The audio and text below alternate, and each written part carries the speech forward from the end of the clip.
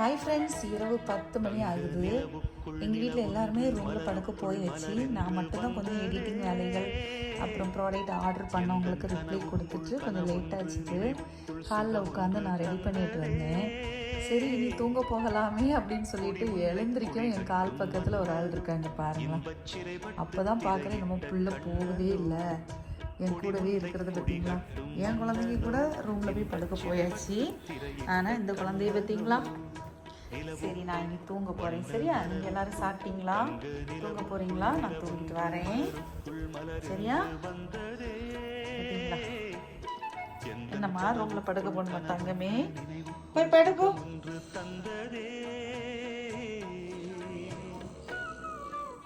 Very good, very good பாப்பாவா. தூங்கு, கண்ணை மூடு, கண்ணை மூடி தூங்கு.